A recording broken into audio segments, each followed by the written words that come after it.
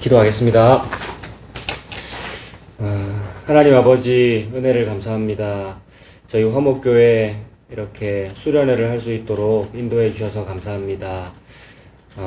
즐겁게 교제하고 이렇게 여행할 수 있도록 은혜를 베풀어 주셔서 감사하고, 또한 하나님께서 말씀을 먹여주셔서 그 은혜를 감사합니다. 이 세상에서 그 어떤 것을 얻어도 말씀, 주님께서 주시는 예수님, 그 생명, 복음 얻지 못하면 아무것도 아닌데, 저희들에게는 하나님께서 그 예수님의 복음을 허락해 주셔서 그 은혜를 감사합니다. 항상 이 복음을 누리면서 살 수 있도록 하나님 인도하여 주시옵소서. 예수님의 이름으로 기도합니다. 아멘. 자, 오늘 제가 룻기 준비했거든요. 우리 평생 살면서 성경책 전체, 성경책이 모두 66권이지 않습니까? 성경책 전체를 한번 다 해석할 수 있으면 그게 참 행복한 것 같거든요. 죽을 때까지 다 한 번 제대로 못 읽는 것 같습니다. 물론 성경 통독한다고 막 여러 번 읽었다고들 합니다만은 저는 솔직히 한 번도 안 읽은 것 같거든요. 저는 목사인데 솔직히 한 번도 안 읽은 것 같거든요. 제대로 그러니까 해석하면서 제대로 한번 끝까지 읽어봐야 되는 거잖아요. 그렇게 잘 안 되는 것 같습니다. 평생 한번 모든 성경책을 이런 뜻이구나, 나에게 이렇게 다가오는구나 라고 하면서 한 번 다 해석할 수 있으면 참 행복한 거라고 저는 생각하거든요. 그래서 보통 강해 설교들 많이 하시죠. 여러분들이 듣는 설교들은 주로 다 강해 설교들입니다. 어떤 목사님이 주제를 가지고 설교하지 않잖아요. 어떤 성도에게 어떤 주제를 이렇게 주입시키려고 그 목적을 가지고 설교하는 것이 아니라 그냥 성경책을 처음부터 끝까지 순서대로 한단 말입니다. 그런 식으로 처음부터 끝까지 한번 다 볼 수 있으면 참 좋아요. 그래서 계속해서 성경책을 우리가 한 권씩 떼고 있는데, 오늘 룻기를 떼려고 짧은 시간에 할 수 있거든요. 4장까지밖에 없으니까. 여러분 나눠드린 건 전부 그냥 성경 본문입니다. 룻기 본문인데 룻기를 한번 살펴보도록 하겠습니다. 옛날에 엘리멜렉이라는 사람이 살았습니다. 실화입니다. 그 모든 성경은 다 실화죠. 옛날에 있었던 일. 엘리멜렉이라는 사람이 살았는데, 나눠드린 거 성경 본문인데 나중에 참고만 하시면 되고요. 자, 엘리멜렉 사람이 살았고, 부인의 이름이 나오미였어요. 아들이 둘이 있었는데 말론하고 기련이 있었습니다. 이 사람들 살던 곳은 베들레헴이었습니다. 여러분 저 보시면 됩니다. 열심히 공부하지 마시고 엘리멜렉이라는 남자가 살았고, 부인의 이름이 나오미였고 아들이 둘이 있었어요. 말론과 기련. 근데 엘리멜렉 이 집안은 꽤나 괜찮은 부자였습니다. 뭐 재산이 많았던 건 아닌데 그래도 뭐 괜찮게 살 수 있는 사람이었어요. 엘리멜렉이라는 이름의 뜻이 엘리가 나의 하나님 이런 뜻이고, 멜렉은 왕이란 뜻이거든요. 나의 하나님은 왕이다. 내가 믿는 왕이 바로 내 하나님이다. 이렇게 믿는 집안이란 말입니다. 이게 꽤 괜찮잖아요. 근데 또 뭐 우리나라 사람들 전부 이름은 좋게 짓잖아요. 저도 서울경의 옥돌민이라 했지 않습니까? 괜찮은 이름이란 말입니다. 근데 이름 뭐 뜻대로 사라지진 않습니다만, 아무튼 그래도 엘리멜렉 이름 괜찮은 그런 집안인데, 이제 악재가 겹치기 시작하죠. 이상하게 인생 살면서 우리도 알지 못하게 불행한 일들이 올 때가 있잖아요. 이 사람들이 살던 그 동네가 베들레헴이라는 동네인데, 베들레헴 하면 여러분 떠오르시는 거 있잖아요. 베들레헴 하면 예수님 고향 아닙니까? 뭐 고향이라기보다 태어난 곳이지 않습니까? 마국간에서. 베들레헴이라는 그 마을 뜻이 뭐냐면 빵집이라는 뜻이거든요. 빵집. 빵집이면 빵이 좀 많아야 될 거 아닙니까? 먹을 게 좀 많아야 되고. 사람들은 먹고 사는 게 늘 문제잖아요. 먹을 거 많아야 되고 월급이 좀 많아야 되지 않습니까, 우리가. 베들레헴이라는 말은 그 말 자체가 뭔가 먹고 사는 거 관련이 있습니다. 먹고 사는 거 좀 풍족하다 이런 뜻인데, 그 빵집에 빵이 없는 거죠. 흉년이 들어가지고. 1절이거든요, 그게. 사사들이 치리하던 때에 그 땅에 흉년이 드니라. 베들레헴이라는 동네인데 흉년이 들었다는 말 자체가 무언가 소설로 보면 뭔가 좀 불행한 그림자가 보이는 것이고 복선이기도 하고 보이는 거죠. 그래서 엘리멜렉 집안이 꽤나 뭐 괜찮게 살았는데 흉년이 들어서 도저히 먹고 살 수가 없어가지고 자기 재산 다 정리해가지고 사해 건너편에 있는 아주 꽤 먼 거리를 이주해가지고 모압이라는 동네로 이민을 간 겁니다. 모압이라는 땅과 이스라엘 나라는 대대로 철천지 원수거든요. 촌수를 따지면 아주 먼 친척이긴 한데, 모압이라는 건 태생 자체가 불륜으로 태어난 그런 민족이고, 성경책에 다 나옵니다.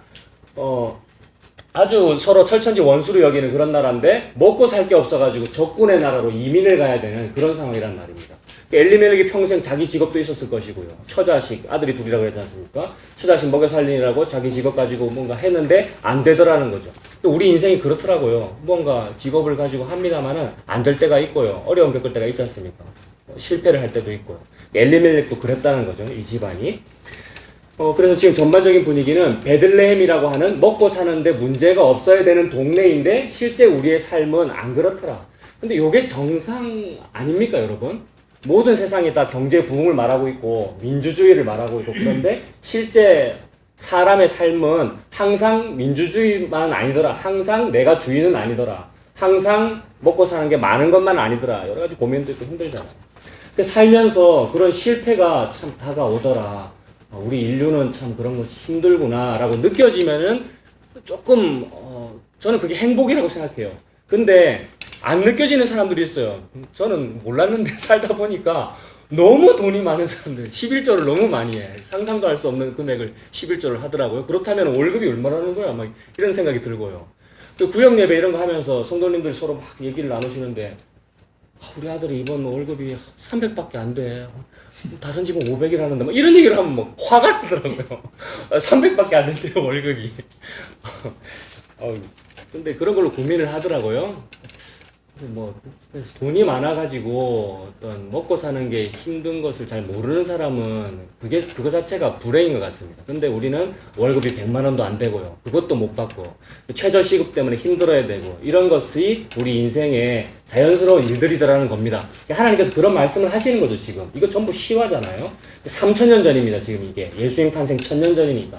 3000년 전에 사람들이 그러하더라. 동네의 이름은 경제 부흥인데 그 안에 사는 사람들은 흉년을 만나더라. 그래서 자기 친척에게나 아니면 자기 나라의 누구에게 도움을 요청할 수 있는 것이 아니라 적군의 나라에 이민 가야 되더라 라는 게 우리 인생이더라는 겁니다. 그래서 모압으로 이사 갔습니다. 이민 갔습니다. 근데 3절 보세요. 나오미의 남편 엘리멜렉이 어떻게 됐습니까? 3절에 1장 3절에 엘리멜렉이 어떻게 죽었습니다. 먹고 살려고 모압 땅으로 이민 갔는데 가장이 죽었다는 거예요. 뭡니까? 엎친 데 덮친 격이죠. 우리 인생이 그렇더라고요. 실패가 찾아올 때 보면 꼭 어려운 일들이 겹쳐서 막 생기죠. 나오미가 두 아들만 이제 키웠죠. 얼마나 힘들게 키웠겠습니까? 한 10년 살았답니다. 아들이 이제 성인이 되었고요. 결혼을 시켰어요. 그 모압 땅에서 동족 만나기 힘들고요. 모압 여인을 며느리로 맞이했겠죠. 며느리 이름이 오르바와 룻이었습니다. 두 며느리 맞이한 거예요. 근데 5절에 보니까 또 아들이 또 죽어버렸어요. 청천벽력이죠.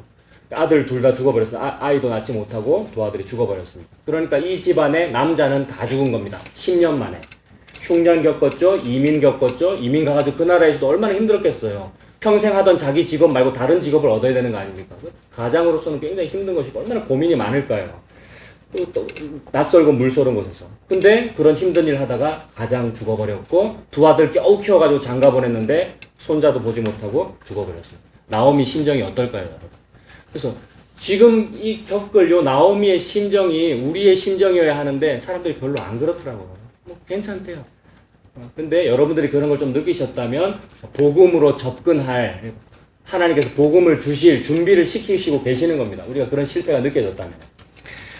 지금 이 집안에 남자 아무도 없죠. 고대 근동 사회에서 남자가 없다면 그 집안은 망한 겁니다. 모든 것이 남자 중심이고 경제력도 남자에게 있는 것이고. 그래서 고대 근동의 가난한 사람의 상징이 과부와 고아거든요. 과부와 고아는 남자가 없다는 거잖아요. 고아는 아이들은 아직 성인이 아닌 거잖아요. 경제력이 없는 것이고. 과부와 고아가 제일 불쌍한 거죠. 고대 근동 사회에서. 지금 딱 그렇게 된 거잖아요.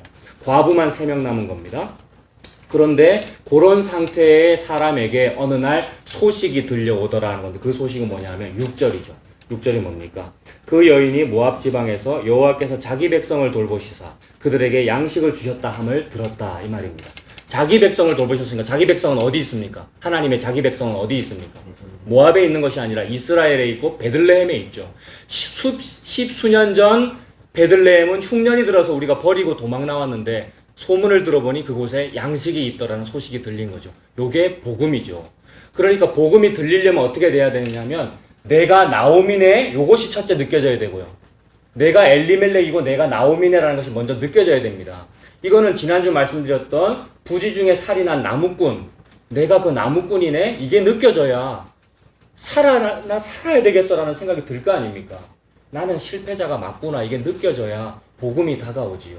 그래서 내가 누군가를 부지 중에 살이 난 나무꾼이구나라는 것이 느껴져야 내가 살 방법은 도피성밖에는 없어, 이렇게 되잖아요. 도피성이 예수 그리스도, 즉 복음이지 않습니까? 근데 부자거나 나는 한 번도 남을 죽인 적이 없어, 나는 늘 준법 정신을 가지고 윤리 도덕적으로 살았어 라고 자기 자부심을 가지고 있는 사람은 도망갈 생각 자체도 안 한단 말입니다. 그러니 그런 사람은 예수님 쪽으로 안 간단 말입니다. 자기가 믿고 있는 그 기독교를 믿는다든지, 자기가 믿고 있는 그 종교, 아니면 자기가 믿고 있는 돈을 믿는다, 이렇게 살지. 여기도 마찬가지죠. 내가 엘리멜렉이네, 내가 나오미네 라는 것이 느껴진다면 내가 살 수 있는 방법은 여기선 도저히 못 살겠고, 남편도 없고 도저히 못 살겠고 버리고 돌아왔으나 그러나 하나님께서 다시 은혜를 주신다는 그 베들레헴 고향 돌아가야 되겠어, 이 생각이 드는 거죠. 자, 그래서 나오미, 즉 시어머니가 그 얘기를 듣고 이제 두 며느리한테 말합니다. 내가 내 고향 베들레헴으로 돌아가야 되겠다. 나는 이미 늙었지만 그래도 고향에 돌아가면 그래 나 혼자 먹고 살 수는 있다. 그런데 너희들은 아직 젊었고 모함 여인이니까 나랑 같이 내 따라갈 생각하지 말고 친정으로 돌아가라. 그래서 새로운 남편 만나서 제가 해서 살아라라고 얘기한 겁니다. 두 며느리가 울죠. 둘 다 효부인 것 같습니다. 그래도 처음에 우는 거 보니까 시어머니 붙잡고 울고 내가 따라갈래요 막 합니다만은 오르반은 돌아가 버리고 말았어, 자기 집으로. 제가 해서 살았겠죠. 근데 룻은 못 따라가는 거예요. 룻은 시어머니 나오미 붙잡고 어머니 저는 안 갈래요. 저는 어머니 따라갈래요. 어머니의 나라에 가서 어머니의 하나님이 제 하나님이 되고 어머니의 백성이 제 동족이 될 겁니다. 동족 아닌데. 이렇게 말하는 거 보니까 룻도 다른 희망은 없는 것 같아요. 자기가 돌아가서 자기 다른 남자 만나고 자기 친정으로 가서 잘 살 수 있는 다른 희망이 있다면 그쪽으로 갈 텐데 그런 것이 없는 것 같아요. 룻도 실패자가 맞죠. 자기도 과부고. 그래서 무언가를 느끼는 겁니다. 우연히나마 세상이 아닌 베들레헴 쪽으로, 우연히 말이에요. 우연히 세상이 아닌 베들레헴 쪽으로 가는 것이 그래도 살 방법이 있는 것 같아 라고 우연히나마 느껴졌으면 그게 은혜 받은 겁니다. 지금 제목을 한번 보세요. 이거 제일 위에 제목. 우연히 보아스의 보리밭에잖아요. 우연히 무슨 일이 벌어지는 것인데 여러분 어떻게 예수 믿게 됐습니까? 저와 여러분들이. 제가 어떻게 목사가 됐을까요? 엄마 뱃속에서부터 저는 주의 종이 되겠습니다. 이래가지고 내 인생을 필연으로 몰아가서 제가 목사가 된 것이 아니라 어느 날 예수 믿고 있더라고요. 여러분은 어떻게 예수님 믿게 되셨어요? 어떤 놀라운 기적이 일어나가지고 넌 교회 다녀야 된다고 이렇게 하던가요? 그런 사람도 있습니다만은 무당 점집에 갔더니 무당이 당신은 예수 믿어야 삽니다 이래서 교회 다니는 사람도 있습니다만은 우리 인생이 우연히 벌어지는 일들이더라고요. 그런데 그 우연 뒤에 하나님이 계시잖아요. 하나님이 우연을 가장해서 필연을 우리한테 베풀어 주시던데, 룻도 무슨 자기한테 어떤 큰 뜻이 있었던 것이 아니라 우연히나마 베들레헴으로 돌아가게 되었으니 복 받은 겁니다.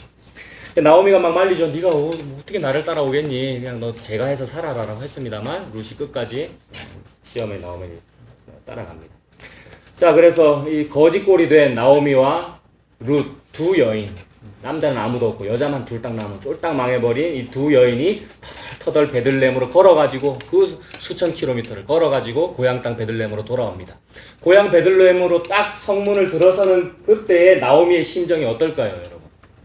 이해되시죠? 이제 할머니가 된 나오미가 자기 고향 땅 문을 딱 열고 들어올 때 그때의 심정이 좀 민망할 거고요. 부끄럽고. 다 아는 사람들이잖아요. 그리고 친척들도 있었고요. 그 베들레헴 동네에 이제 아주머니들이 떠듭니다. 보통 남자들은 수군수군 안 하는 것 같아요. 아주머니들이 이제 동네에 모여가지고 뭐 평상 같은 데 앉아서 딱 보다가 나오미가 어떤 젊은 여자 하나 데리고 들어오니까 뭐라 그랬겠습니까? 아, 저거 15년 전에 도망갔던 저 나오미 아이가 도망갈 때 자기 재산 다 정리해서 도망갔거든요. 야반 도주하듯이. 모두가 다 가난한데 자기만 먹고 살려고 엘리멜렉 집안만 재산 정리해가지고 갔단 말입니다. 도망간 거나 마찬가지잖아요. 친척한테 얘기 제대로 하고 갔겠습니까? 내 모압으로 이민 가려는데 얘기도 잘 못하고 미안한 마음과 그리고 배신하는 마음 동시에 품은 채로 도망간 거 아닙니까? 19절 보세요. 19절 뒷부분에 온 성읍이 그들로 말미암아서 떠들면서 이르기를 뭐라 그랬습니까? 1장 19절 뒷부분에 막 떠들었대요. 수근수근 한 거 아니겠습니까? 떠들면서 이르기를 이가 나오미 아니냐? 이 사람이 나오미 아니냐 이랬다는 거죠. 그리고 나옴이라는 말에 숫자 붙어 있죠. 1. 무슨 뜻입니까? 희락 기쁨. 희락이고 기쁨이란 뜻이죠. 우리나라도 기쁠 희자 쓰는 이름 많잖아요. 명희, 영희 뭐 이런 이름. 나옴이 그런 뜻이라는 겁니다. 이름은 다 좋게 짓는다 그랬죠. 요거 자체가 역설적으로 비꼬는 거잖아요.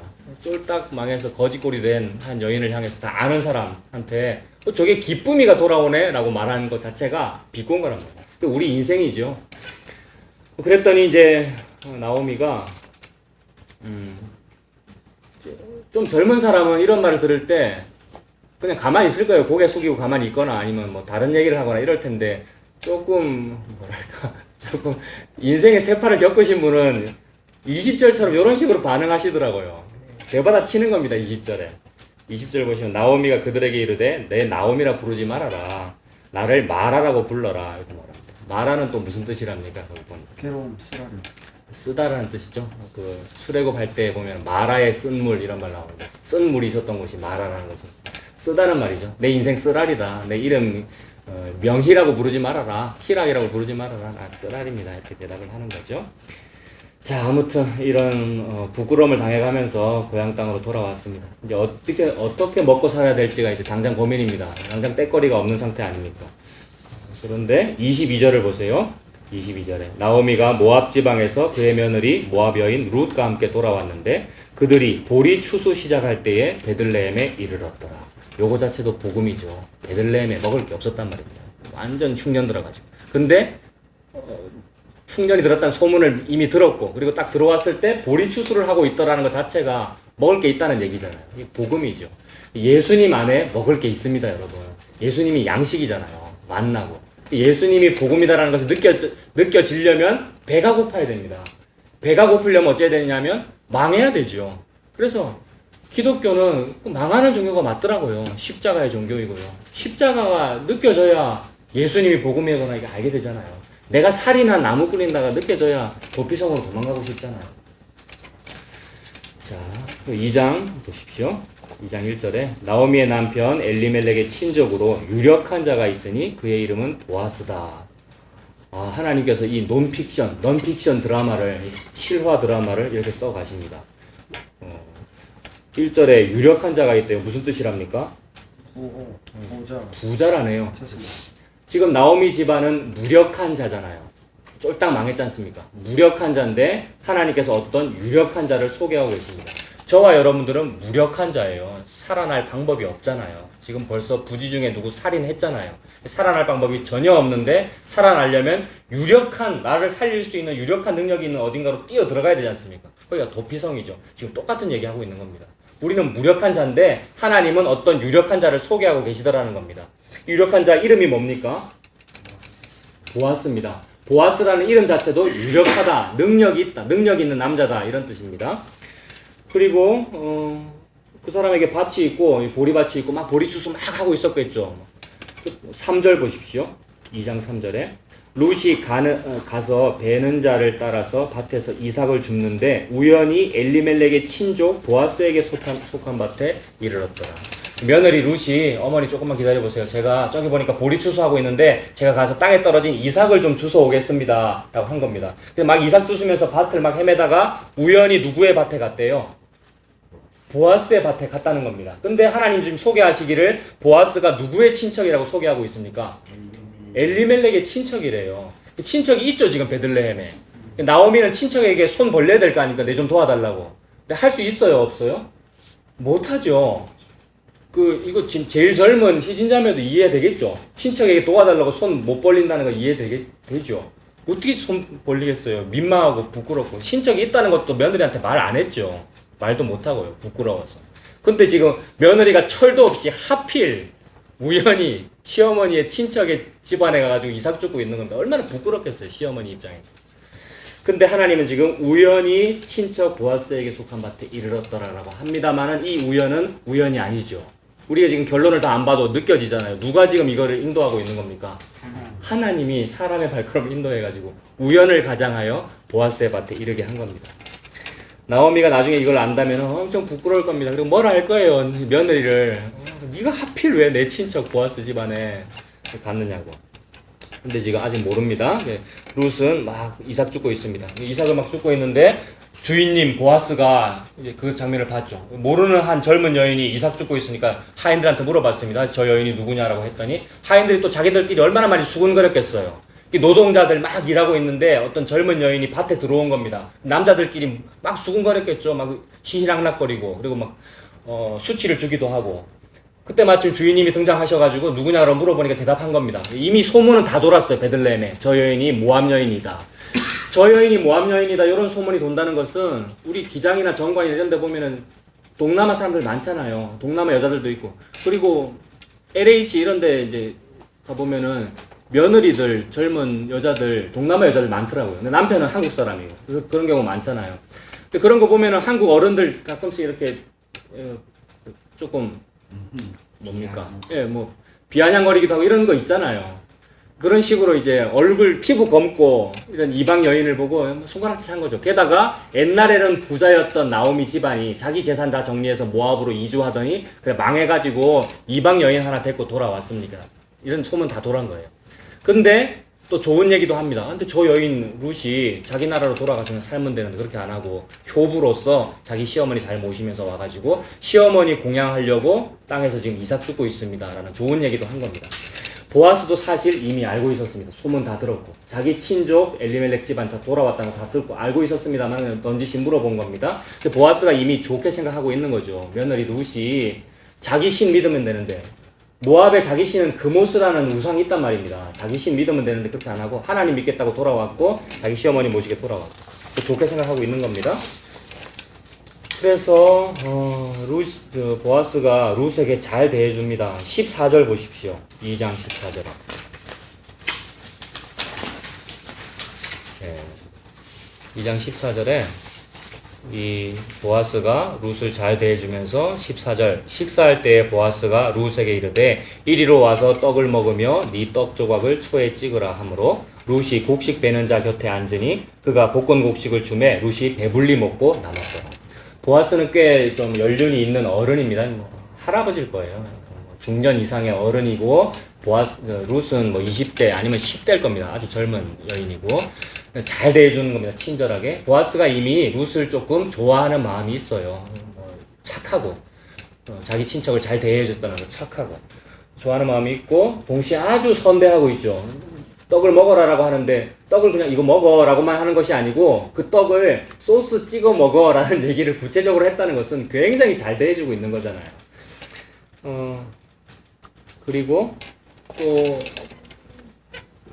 잘 대해줬고 그리고 나중에 룻 못 듣게 룻이 듣지 않게 자기 하인들한테 뭐라 그러냐면 너네들 오늘 추수할 때에 보리 땅에서 일부러 이삭을 한 움큼씩 뽑아서 땅에 떨어뜨려라 이렇게 얘기를 합니다. 고대 근동의 법에는 그 밭 주인이 벼나 보리나 추수할 때에 추수하다가 우연히 이삭이 떨어질 수 있잖아요. 근데 주인은 떨어진 이삭을 다시 주워 담지 못하게 되어 있었습니다. 왜 그랬을까요? 주인이 보리배다가 이삭이 실수로 떨어질 수 있는데 떨어진 건 다시 줍지 못하고 단만 걷어서 보리단지 추수해야 된다는 겁니다. 떨어진 건 왜 못 줍도록 했을까요? 자존심 그런 거 아니고 떨어진 걸 못 줍겠다. 추수하라 이거는. 왜냐하면 항상 가난한 사람 있지 않습니까? 가난한 사람도 있고 그리고 짐승도 있고. 추수하라. 네. 그래서 가난한 사람들은 추서 가라는 거죠. 그게 법이었는데 지금 보아스는 그 법을 오히려 확대해서 좋게 해석하고 있는 거죠. 전에 지난번에 탈리오법 있었지 않습니까? 탈리오법 자체도 좋은 법인데 그것을 확대해서 나쁘게 해석하잖아요, 사람들은. 근데 보아스는 확대해서 오히려 좋게 해석하고 있는 거지 않습니까? 떨어진 것은 안 줍는 법인데 그걸 오히려 일부러 더 많이 떨어뜨려라라는 말은 가난한 사람에게 더 많이 주고 싶은 거지 않습니까? 우리나라에도 뭐 감나무에 감, 까치밥 이런 말이 있던데요. 다 따지 않고 몇 개 남겨두는 이유는 까치 와서 먹으라고 남겨둔다 뭐 이런 말이 있었지 않습니까? 그것처럼 지금 일부러 보아스가 착하게 하고 있는 거죠. 경주에 옛날에 최부자 있었다고 그러던데 최부자 집안에 뭐 백리 이내의 모든 사람들은 다 잘 먹고 잘 살았다고 그러고 거지들도. 왜냐하면 추수 때가 되면은 땅에 떨어진 거 주니까 그런 말이잖아요.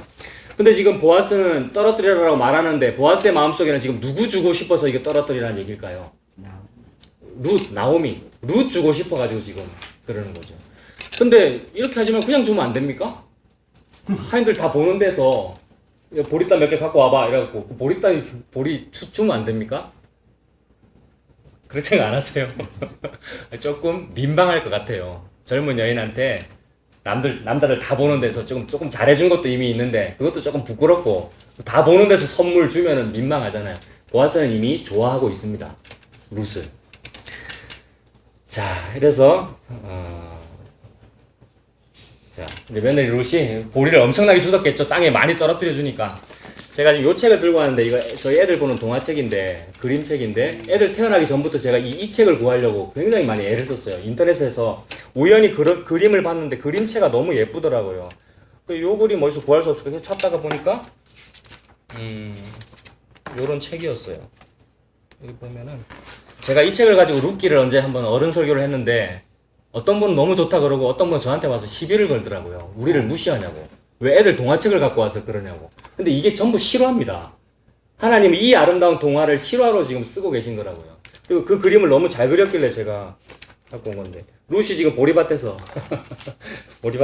죽고 있다가 보아스 주인님한테 와가지고 자기 자초지종 설명하고 있는 것이고 보아스는 굉장히 잘 대해주고 있는 겁니다.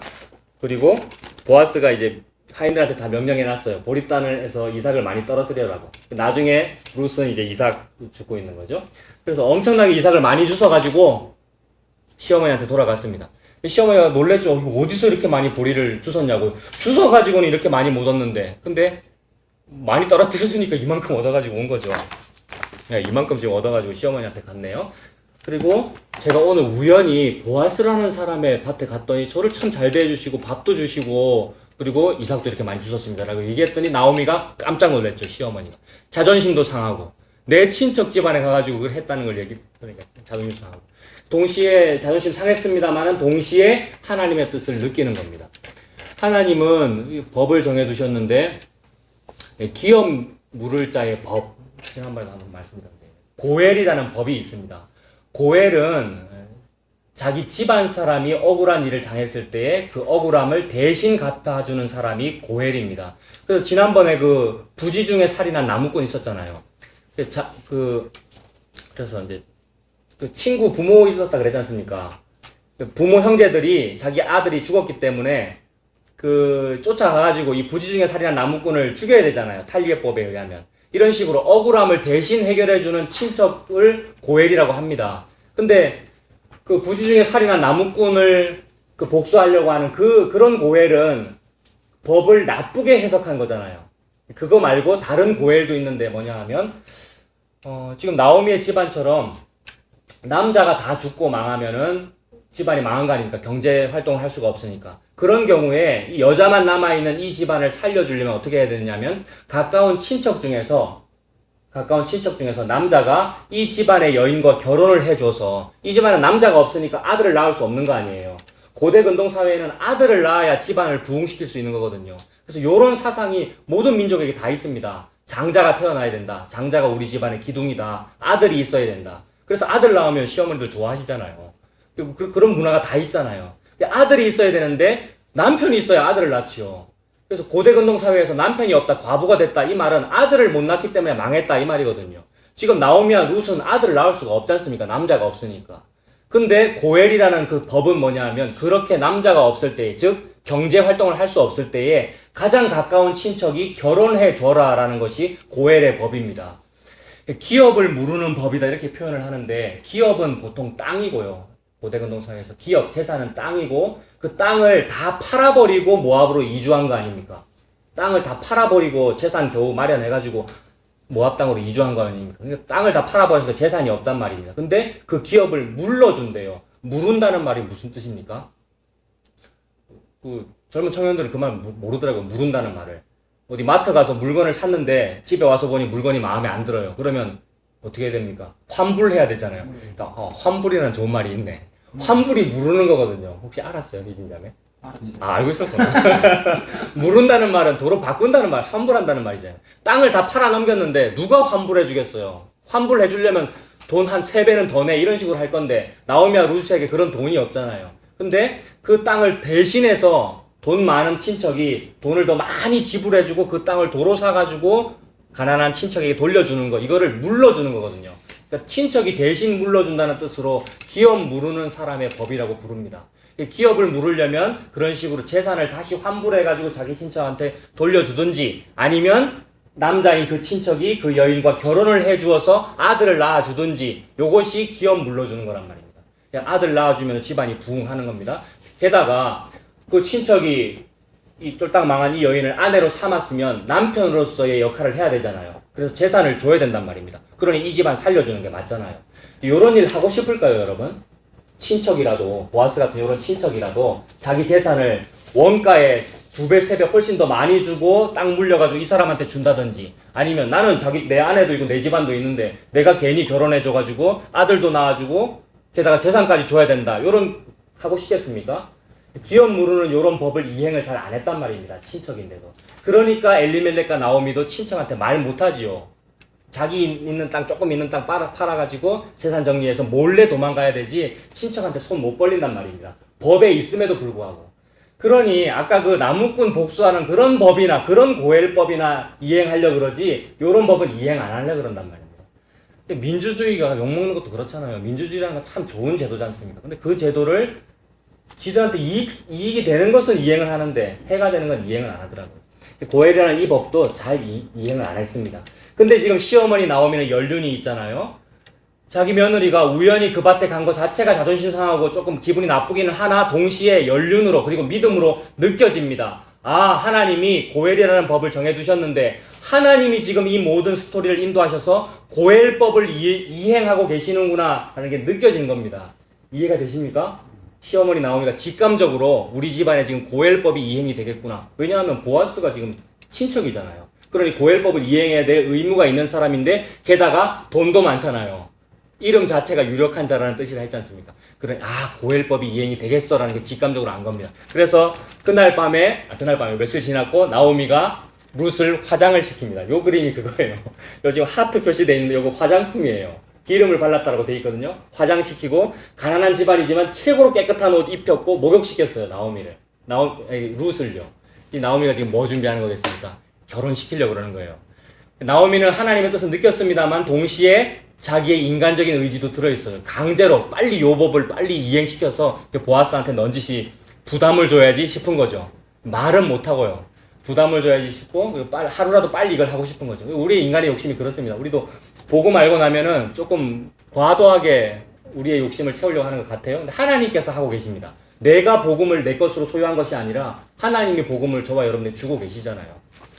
나오미가 이제 며느리 룻한테 뭐라 그랬냐면 오늘 밤에 이제 보리추수가 끝날 것이고 그 당시 풍습이 뭐냐면 보리추수가 끝나면은 주인님은 자기 집에 가서 자는 것이 아니라 자기 밭에서 자기가 자기 보리단을 지키면서 그 옆에 텐트 치고 자는 것이 풍습이었습니다. 주인은 자기 밭에서 자는 거예요. 나오미는 알고 있죠, 풍습을 다. 오늘 밤에 그 밭 주인 보아스가 보리단 곁에서 잠을 잘 텐데 네가 잠들기를 기다렸다가 잠들고 나면 그 이불 밑에 발치 이불을 들고 그 밑에 들어가라 라고 한 겁니다. 근데 예쁜 옷 입고 이거 무슨 뜻이겠습니까? 성경에 19금 많다 그랬잖아요. 이것도 19금으로서 유대인 랍비들은 그 10대 소년들한테 이거 읽지 마라 그랬다고요. 야릇하잖아요, 이야기가. 남녀 상렬지서란 말이에요. 근데 나오미는 지금 그걸 하라는 거죠. 네가 오늘 밤에 예쁘게 해가지고 남자 잠들었을 때 몰래 이불 속에 들어가 이렇게 한 거예요. 룻이 부끄럽겠죠? 처녀나 마찬가지인데 아이도 낳지 않은 며느리인데. 그래서 이제 그날 밤에 찾아갔습니다. 경로대학에서 이런 얘기하니까 할머니 할아버지 되게 좋아하시더라고요. 막 완전 흥미진진하게 들으시던데. 그날 밤에 룻이 찾아가가지고 보아스 잠들기를 딱 기다렸다가 아무도 안 볼 때에 이불 들고 살짝 들어갔습니다. 근데 남자 보아스가 깼죠. 깜짝 놀라가지고 이거 넌 누구냐 라고 얘기했더니 자초지종을 설명하는 겁니다. 그러면 이 보아스 어떻게 하면 되겠어요? 아무도 안 봤어요. 게다가 내 이불 속에 들어왔어요. 참 남자들 한번 생각해 보시죠. 예? 어이구 환영이죠. 이리 오너라. 자 부인들 여기 계시는데 진짜 그렇습니까? 아 우리 집 사람 안 왔네 다행히. 예? 가라 소리 안 하죠. 게다가 법적으로도 합당하잖아요 지금. 이거 그렇게 하는 게 맞잖아요. 근데 보아스는 정말 신사적인 남자였던 거죠. 하나님이 요 실화를 지금 쓰고 계시는 거죠. 너무 신사적인 남자예요. 자기 마음대로 그날 밤에 그 여인을 취해도 됨에도 불구하고 그렇지 않고 게다가 자기는 중년 이상인데 젊은 여자 좋을 텐데 그렇지 아니하고 얘기하는 겁니다. 아, 그래, 우리나라에 고엘이라는 법이 있다. 이 모든 일을 지금 하나님께서 주관하시는 것 같다. 그런데 이날, 이 밤에 지금 아무도 몰래 내가 너를 취하는 것은 이건 옳지 못하다. 질서에 있지 않다라고 설명을 하는 거죠. 그러면서, 근데 그렇게 얘기하면 여인이 자존심 상할 거예요. 그렇지 않겠습니까? 자기를 드리겠다고 한 남자한테 왔는데, 나 니 안 할래? 이러면 자존심 상할 거 아닙니까? 근데 그렇지 않고, 내가 너와 결혼하겠다라고 얘기합니다. 저는 여인이 감동받았을 것 같아요. 자기를 확 취해버리는 것도 아니고 거부하는 것도 아니고 내가 너와 결혼할 건데 내가 질서 있게 하겠다는 이런 말이 감동이 될 것 같아요. 그리고 결혼할 때에 뭐 두 남녀가 좋아한다고 아무한테도 얘기 안 하고 우리 결혼식도 하지 말고 동사무소에 혼인신고만 하자, 이거 별로 아닌 것 같아요. 근데 그런 식으로 하는 사람들 있더라고요. 젊은 우리 청년들도 결혼한 사람도 있었는데 결혼식도 안 하고. 근데 그게 낭만이고 사랑인 줄 알고 하는데 그게 아니더라고요. 그게 아니고 다 얘기해야 되고요, 주변 사람한테. 그래서 결혼식이라는 게 있는 거지 않습니까? 다 얘기해야 되고, 그 하객들이 모이는데 그 하객은 증인의 의미잖아요. 내가 사랑한다는 것을 보여주는 증인의 의미인데 그런 걸 허례허식이라고 안 하는 사람도 있던데 그게 아니고 증인의 의미로 부르는 겁니다. 그 얘기를 보아스가 하는 겁니다. 내가 증인을 다 모셔놓고 내가 너와 결혼하겠다라고 얘기합니다. 자, 이제 이 스토리가 예수님께서 우리의 남편이 되신다는 스토리입니다. 그리고 우리는 그 예수님이 우리의 남편이 되면 우리의 먹고 사는 것이 해결될 것 같고, 그런 목적으로 교회 다니는 사람 많잖아요. 교회 다니면 사업이 잘 된다더라, 이런 목적으로 막 하잖아요. 그래서 나오미처럼 그 일을 과도하게 빨리 막 하려고 내가 찾아가서 예수님 찾아서 결혼해야지라는 걸 억지로 하는 사람도 있는데, 그게 아니라 하나님은 그저 하나님의 일을 할 뿐입니다. 하나님이 신랑이시고 사람을 신부라 그랬지 않습니까? 그래서 하나님께서 신부와 결혼하는 일을 하고 계시는 거예요. 그런데 질서 있게 하시죠. 질서 있게 하시니라고 좀 오래 걸리기도 합니다. 그래서 우리 기다리고 있잖아요, 혼인잔치를. 하나님은 더디지 않고 속히 오리라 하셨는데 우리 입장에서는 좀 오래 걸리는 것 같습니다. 예수님 언제 오실지. 지난 주일날 제가 월요일에 안 올 수 있다 했습니다만 지금 월요일 왔잖아요. 일주일 또 지나가 버렸어요. 그죠? 언제 오실지 모르겠는 그런 느낌이 있습니다만, 아니죠. 하나님은 속히 오리라 하셨고 혼인잔치가 벌어질 거라 했단 말입니다. 우리 그 혼인잔치를 지금 기다리고 있는 중이죠. 하나님 지금 그 얘기 하시는 겁니다. 그래서 지금 보아스가 이제 루트한테 설명을 하면서, 근데 그날 밤에 당장 돌아가라고 안 합니다. 밤에는 여기 있어라라고 그럽니다. 왜 그랬을까요? 손만 잡고 있으면 와요. 손만 잡았나? 밤새 도란도란 얘기하고 뭐 그랬답니다.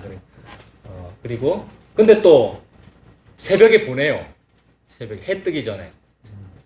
해가 뜨기 전에 네가 가야 된다. 남들이 보면 구설수가 생길 수 있으니까 돌아가라고 합니다. 돌아가라라고 새벽에 이제 보내면서 겉옷을 잡아라라고 하고 보리를 6번 되어주니라, 이렇게 돼 있습니다. 신기하네. 예, 3장 15절. 3장 15절 보십시오.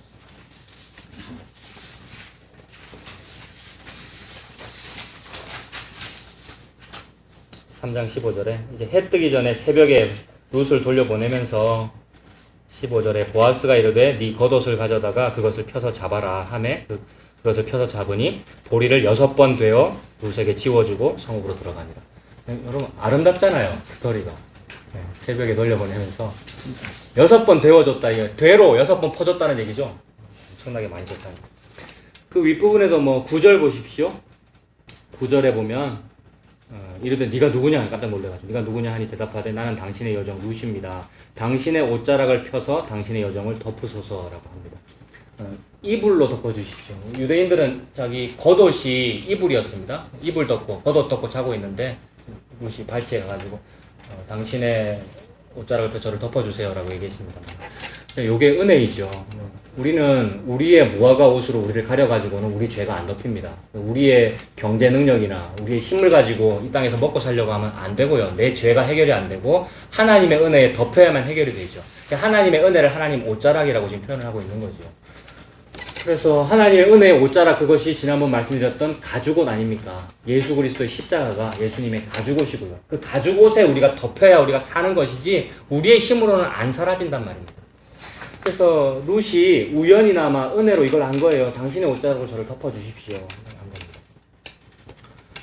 자, 그래서 이제 룻이 보리 또 잔뜩 받아가지고 집으로 돌아갔습니다. 3장 18절 보십시오. 18절에 이에 시어머니가 돌아갔습니다. 이에 시어머니가 이르되 내 딸아, 옛날에는 어린 소년 보고 다 딸이라 그럽니다. 며느리도 딸이라 그러고 보아스도 지금 이 사람 보고 딸이라 그랬습니다.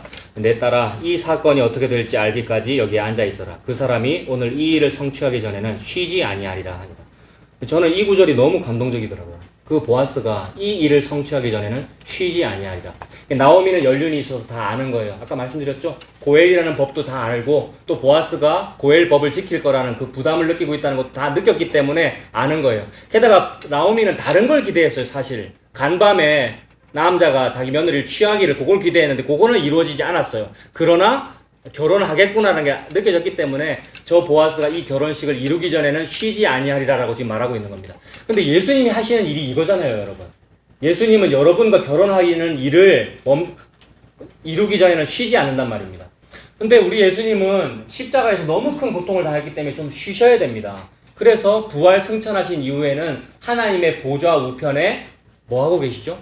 우리 예수님이 하나님 보좌 우편에 앉아 계시죠? 예수님께서 자리에 앉으셨다라는 말은 쉬고 계신다는 말입니다. 예수님은 쉬지 않으시는 분이거든요. 왜냐하면 머리 둘 곳도 없으신 분이잖아요. 이 땅에서 광야의 삶을 사시는 분이기 때문에 예수님은 머리 둘 곳도 없으신 분이에요. 그래서 베개를 베고 주무시지 않는 거예요. 그렇기 때문에 돌베개입니다. 돌베개 벤 사람이 누구죠? 야곱이었고, 야곱의 돌베개라는 말이 인생이 괴롭다는 뜻이잖아요. 예수님이 우리의 괴로운 인생을 동정하고 계신다는 말입니다. 동감하고 계셔요. 예수님은 신인데 괴로움이라는 것 자체가 없는 분인데 예수님이 돌베개를 베고 주무신다. 즉 광야의 삶을 사신다는 것 자체가 예수님 쉼이 없으신 분, 우리를 위해서. 근데 예수님은 십자가를 다 이루셨기 때문에 이제는 쉬어도 된단 말입니다. 그렇기 때문에 부활 승천하셨죠. 게다가 하나님의 보좌 우편에 앉아 계신단 말입니다. 그 말은 예수님 쉰다는 말입니다. 더 이상 할 일이 없다는 말입니다. 근데 예수님이 더 이상 할 일이 없고 쉬셔야 되는데도 쉬지 못하셔요. 왜냐하면 우리 때문에. 재림이 아직 이루어지지 않았잖아요. 예수님의 우리의 눈에 보이는 완성이 아직 이루어지지 않았기 때문에 우리를 위하여 쉬지 않으십니다. 우리를 위하여 예수님께서 쉬지 않으시는 것을 하나님식으로 표현하면 성령이라고 합니다. 사람들이 막 성령시더라 그래요. 성령께서 우리를 도우신다 그러면서 눈에 보이는 도움을 막 바래요. 그래서 성령께서 막 우리를 도우시면 무슨 돈이 많아진대요. 경제적으로 부흥한대요. 정말 너무 자기 욕심대로 해석하고 있는 거예요, 성경책은. 근데 그것이 아니라 예수님께서 우리를 돕고 계신다는 것은 성령이라는 것이고, 성령께서 예수님이 네 남편이야. 네가 엘리멜렉 집안이고 나오미고 루시라서 다 망했으나 너에게는 남편이 있어. 참된 남편 예수 그리스도. 그분의 이름은 유력한 자고 재산이 있으시고, 세상에서 말하시는 썩어 없어질 그 재산이 아니라 영원한 재산을 말하는 거지 않습니까? 하늘나라, 새하늘과 새 땅. 그것이 너에게 있어 라는 요 말이 쫄딱 망한 여인에게는 복음이란 말입니다. 그런데 덜 망했거나 아니면 세상의 돈이라고 하는 내 남편이 좋은 여인들은 요게 싫죠. 로또 복권이 좋고 내 재산이 좋지만 그것조차도 없는 쫄딱 망한 여인은 영원한 나라라는 것이 희망으로 들린단 말입니다. 복음으로. 그 말씀을 지금 하고 계시는 거죠. 그래서 예수님이 그 일을 이루기 전에는 쉬지 않으셔요. 그래서 어떤 분은 이렇게 표현합니다. 우리 예수님은 보좌 우편에 앉아 계시는데 어떤 사람의 눈에는 예수님의 엉덩이가 자꾸 들리는 게 보인대요. 저는 그럴 때가 있던데요. 너무 힘들 때, 내 힘으로 안 되고 나 너무 힘들고 설명하고 싶은데, 그러니까 억울함을 선배 목사들에게 설명을 하고 싶은데 못 알아들어요. 목사인데 못 알아듣고. 그래서 너무 막 힘들 때 예수님의 엉덩이가 들리더라고요. 왜냐하면 나는 설명을 못하니까요. 나는 다 내 변호를 못 해내고 나는 너무 이 괴로움을 다 못 이겨내는데 그때에 예수님은 엉덩이가 들려요. 그 말은 예수님이 일어선단 말이에요. 예수님이 일어서서 우리를 돕고자 함이 성령 충만함입니다. 예수님이 일어서신 성령님이 예수님이잖아요. 여러분 이해되십니까? 예수님 편안히 앉아 계시는 게 아니라 예수님 막 엉덩이가 들려요. 하늘나라에서 엉덩이가 막 들려요. 막 일어나면서 내 아들 딸들 보니라고 너 힘내 그게 맞아 좁은 문 좁은 길 그 길이 맞아라고 얘기하고 있는 거예요. 근데 대다수의 사람들 다 넓은 문 넓은 길 가고 있고요. 좋다고 세상살이 그냥 잘하고 있고요. 근데 이 가난한 한 백성은 너무 힘들어서 괴로워하고 있을 때 예수님만 바라보고 있는 그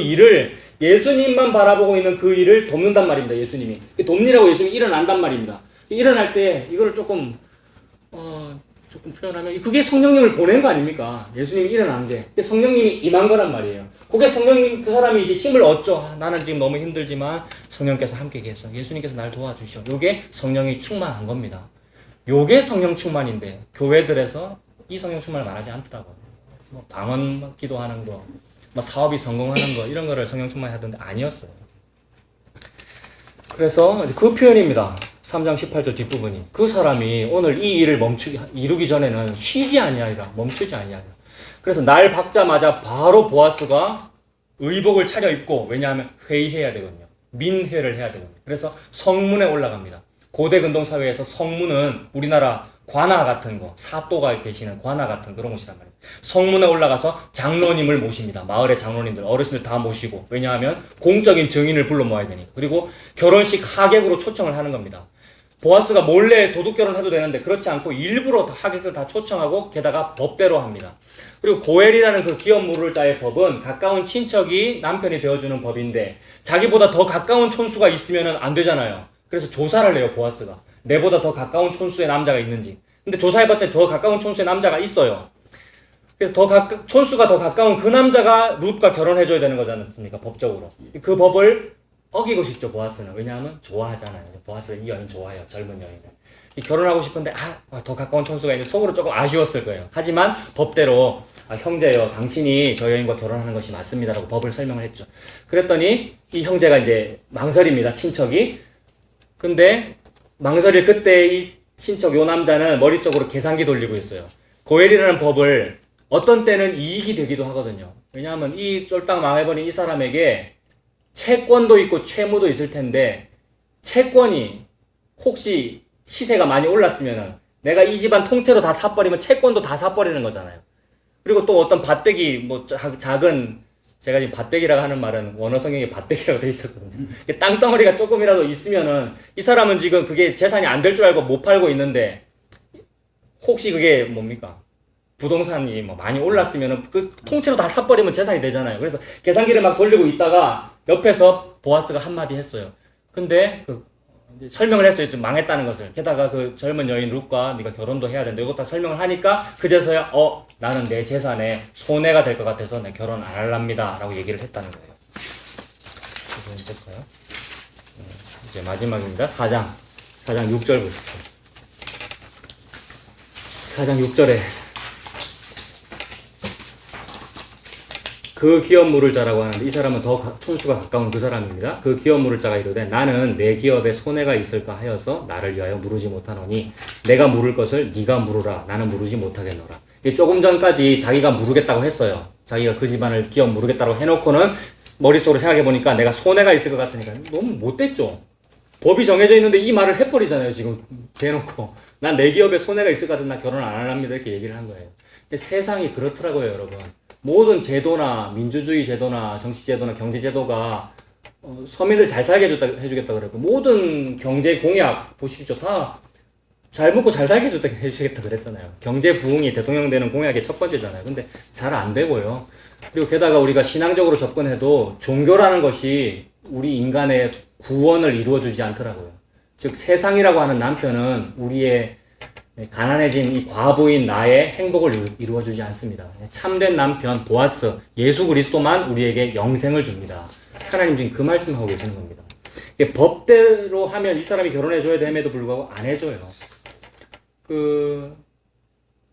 예루살렘에서 여리고로 내려가다가 광도 만난 유대인, 그 유대인을 도와줘야 되는 사람은 누구입니까? 법대로 제사장과 레위인인 유대인이죠. 근데 유대인은 안 도와준단 말입니다. 우리가 믿던 제도권, 종교권, 기독교, 제도권, 종교는 우리를 안 도와줍니다.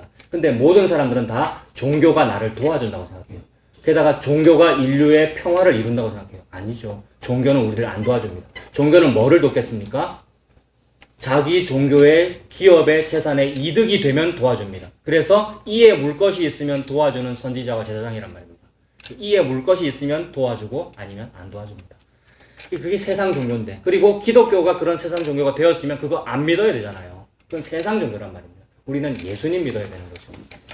그래서 이 6절처럼 손해가 있을까 싶어서 세상 종교, 세상 제도는 서민을, 우리를, 여러분들을 안 도와줍니다. 그러나 보아스는 속으로 지금 무슨 생각하고 있을까요? 이 사람이 나는 안 할란다 이렇게 할 때, 잘됐다 다행이다. 나는 좋아라. 나 루시랑 결혼해야지 속으로 하고 있고. 게다가 근데 또 보아스가 손해입니다. 재산을 얼마나 많이 투자해야 되는데 채권 채무 다 해결해야 되고요. 채무를 해결해야 되고요. 게다가 결혼도 해야 돼요. 힘들단 말입니다. 그러나 자기는 기쁜 마음으로 지금 하고 싶어. 자, 그래서 이제 결혼식 했습니다. 그리고 마을 사람 다 모여있죠. 다 모여있는 상황에서 지금 보아스는 양반 집안인데, 지금 그 많은 장로들과 양반들이 보고 있는 앞에서 뭐라고 말해야 되느냐면, 나 이 모압 여인 룻과 결혼하겠어요. 이 모압 여인, 여러분들이 볼 때 피부도 검고 못생겼고, 이방인들을 개로 취급하잖아요. 유대인 양반들은. 이 여인과 저는 결혼하겠어요. 라고 할 때, 자기를 좀 낮추는 거죠.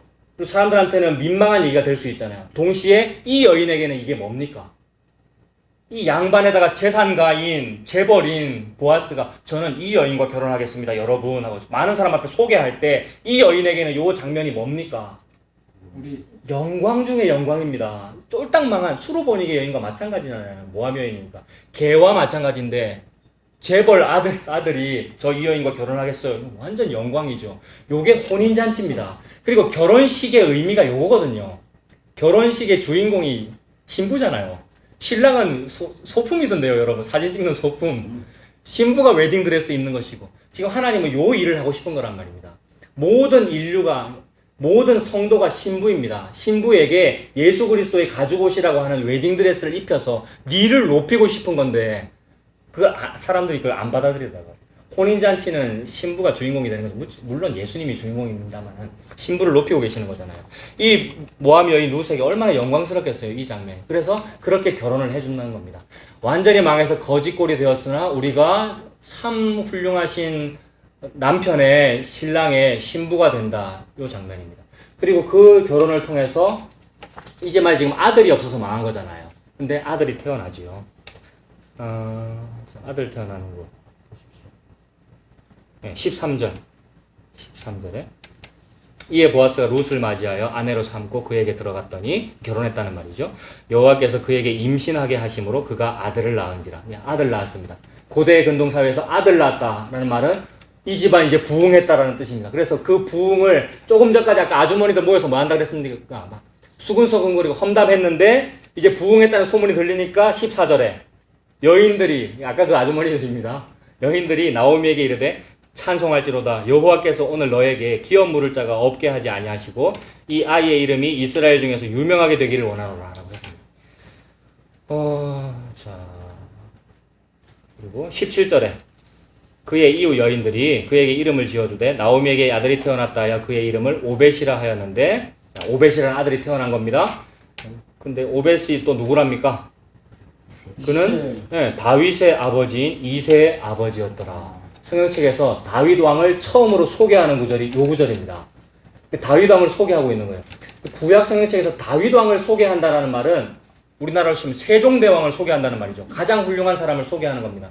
룻의 집안은 쫄딱 망해버린 집안인데 거기서 다윗 왕을 소개하고 있다는 말은 너무나 훌륭한 집안이 됐다는 얘기이고, 그 얘기가 이제 신약 성경으로 연결되잖아요. 신약 성경으로 연결될 거라는 것을 우리가 넌지시 느낄 수 있는 게 18절부터입니다. 18절에 동그라미 하나 붙어 있잖아요. 동그라미가 붙어 있다는 말, 새로운 문단이 시작된다는 말인데 없어도 되는 문단이 지금 들어가 있는 거예요. 왜냐하면 18절부터는 전혀 다른 얘기거든요. 족보가 하나 붙어 있지 않습니까? 족보 읽어볼게요. 18절부터 보면 베레스의 계보는 이러하니라. 베레스는 헤스론을 낳고 헤스론은 람을 낳고 람은 아비나답을 낳고 아비나답은 나손을 낳고 나손은 살몬을 낳고 살몬은 보아스를 낳았고 보아스는 오벳을 낳았고, 이 오벳이 오늘 이 사람이죠. 이 아들이죠.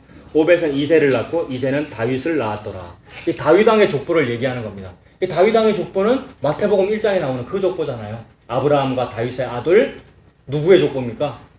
예수 그리스도의 족보. 지금 하나님이 예수님 얘기하니라고 엘리멜렉 집안 이 실화 얘기하신 겁니다. 모든 성경책은 예수님 얘기하고 있는 것이고 동시에 예수님이 우리의 신랑 된다는 얘기입니다. 물론 결혼해가지고 나중에 예수님이 태어난다는 말인데 인류가 신부잖아요. 신부인 인류에게 예수님을 준다는 얘기죠. 예수님이 저와 여러분들의 신랑이 되시죠. 그래서 이것이 복음으로 느껴지려면 이것이 복음으로 느껴지려면 뭐를 먼저 느껴야 됩니까? 내가 룻이고 내가 나옴이라는 거죠. 내가 망했다는 거죠, 이 땅에서. 이 땅에서 돈 많고 뭐 직장 잘 구해주고 뭐 월급이 착착 들어온다고 해서 그게 성공한 것이 아니라 이 땅의 삶 자체가 이미 망한 겁니다. 태어나기 전부터 우리는 망한 거잖아요. 부지 중에 살인했으니까. 우리가 살 방법은 신랑 만나는 것밖에 없습니다. 이 땅에서 신랑이 구원자가 아니더라고요. 난 남편인데 우리 집사람이 구원의 행복을 느끼지 못하더라고요. 나가지고는. 근데 예수님은 참된 만족이더라고요. 그렇다고 부부 생활에 문제가 생기면 안 되십니다, 여러분. 아시죠? 제가 무슨 얘기 하는지. 예수님이 참된 남편이시고요. 예수님이 우리의 구원이더라고요. 그래서 이 땅의 삶은 참 고단하구나. 먹고 사는 것이 힘들고 참 고단한데, 그러나 궁극적인 구원과 궁극적인 행복은 예수님이시구나. 예수님이 참된 보아스이시구나. 나를 그렇게 신사적으로 대우해 주시고 절차에 맞게 결혼식을 치러 주시고 혼인잔치를 하시는구나. 그 혼인잔치는 요한계시록 어린 양의 혼인잔치. 그날이 오는구나. 이 희망으로, 그 소망으로 사시는 여러분 되시길 바랍니다. 기도하겠습니다. 하나님 아버지, 룻기를 통해서 하나님께서 이 땅에 예수님 보내시는 이야기를 보았습니다.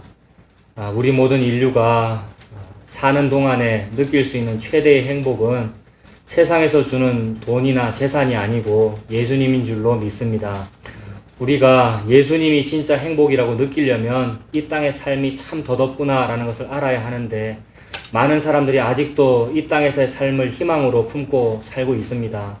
우리의 손에 발에 힘이 있으면, 또 우리가 돈을 벌 수 있으면 이 땅을 희망으로 가지고 삽니다. 그러나 하나님, 우리가 우리 자신을 보니까 참 돈 버는 것이 힘들고 이 땅의 삶이 참 힘들다는 것을 느끼게 됩니다. 뉴스를 봐도 참 험악한 소식이 많고 이 땅에서는 참으로 평화가 없구나라는 것이 느껴집니다. 그래서 주님, 우리가 이 땅을 사는 동안에 그러한 한숨을 쉬면서 살 수 있도록 주님 인도해 주시옵소서. 그러나 우리가 그렇게 한숨을 쉬면서도 동시에, 그러나 우리에게 희망이 있구나. 예수님께서 다시 오신다고 했고, 그리고 예수님께서 이미 우리의 남편이 되어 주셨고 우리의 구원이 되신다라는 것을 우리가 느꼈사오니, 그 예수님의 그 복음으로 살 수 있도록 하나님 인도하여 주시옵소서. 이 땅에서는 한숨이 터져 나오나 동시에 예수님께서 주시는 참 쉼호흡, 산소를 마시는 그런 쉼호흡을 쉬고 숨 쉬면서 안식하면서 살 수 있도록 하나님 인도하여 주시옵소서. 우리 화목교회 모든 성도들이 이 복음을 누리면서 이 인생을 살아갈 수 있도록 하나님 주관하여 주시옵소서. 예수님의 이름으로 기도합니다. 아멘. 자, 오늘 마쳤습니다. 식사하시죠. 회사하시다. 어제 끓인 된장국 너무 맛있게 끓네요. 된장국 먹고 싶습니다. 식사하시죠.